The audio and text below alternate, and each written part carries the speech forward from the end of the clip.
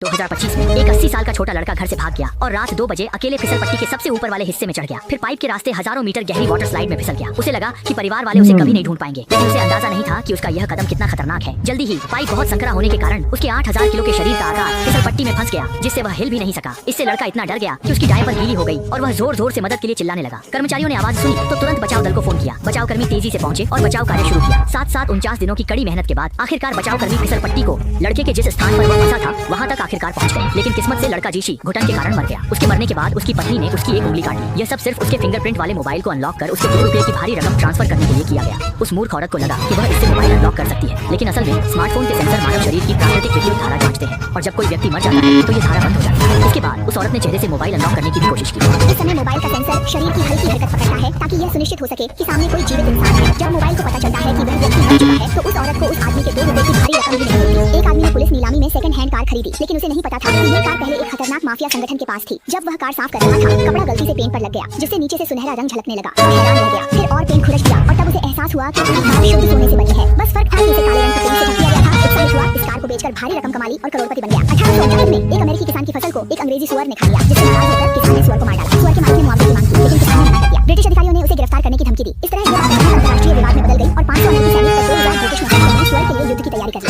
सौभाग्य से हालात बेकाबू होने से पहले दोनों पक्षों के नेताओं ने युद्ध विराम पर सहमति बना ली और इस मामले को शांतिपूर्वक सुलझा लिया। एक आदमी एक कैफे में गया और हमेशा की तरह अपनी पसंदीदा चीज ऑर्डर की। जब भुगतान करने की बारी आई, उसने अपने बटुए से $100 का नोट निकाला और कैशियर को दे दिया। कैशियर ने पौनी लगा ली और बोला, सर ये क्या है? आदमी हैरान रह गया। उसने नोट को गौर से देखा। उस पर एक इंसान का छपा था, नीचे नाम भी गलत था, डिजाइन भी अजीब था और छपा साल था 2000।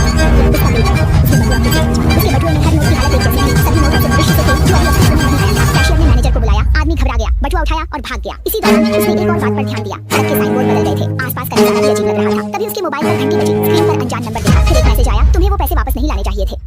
आदमी ने अपनी दौलत का दिखावा करने के लिए ताकत और सोने के सिक्कों के स्विमिंग पूल में छलांग लगा दी, लेकिन अगले ही पल वह बुरी तरह चकनाचूर हो गया। इसका दर्द बयान से बाहर था। बहुत लोग सोचते हैं कि सिक्कों के पूल में कूदने के बाद वह उसमें आजादी से तैर सकता है, लेकिन असलियत इसके उलट थी। आदमी ने हल्की पट्टी बांधी और फिर से अपनी अमीरी का दिखावा शुरू कर दिया। अपनी विशाल संपत्ति दिखाने के लिए उसने फिर से नोटों का ढेर इकट्ठा किया और उस पर ट्रैम्पोलिन की तरह कूदने का फैसला किया। लेकिन जो नोट बाहर से मुलायम दिखते थे वे पानी से अलग निकले। नोट ताकत को बिल्कुल भी नहीं बिखेरते, बल्कि वे आदमी के गिरने की जगह पर ही सारी ताकत केंद्रित कर देते हैं। जैसे ही आदमी ने छलांग लगाई, घर्षण ने उसकी हड्डी तोड़ दी। अमीर आदमी को लगा कि वह बहुत शर्मिंदा हो गया है, इसलिए उसने गला मोड़ लिया और आखिरकार उसकी सारी संपत्ति स्क्रीन के सामने बैठे दर्शकों को विरासत में मिल गई।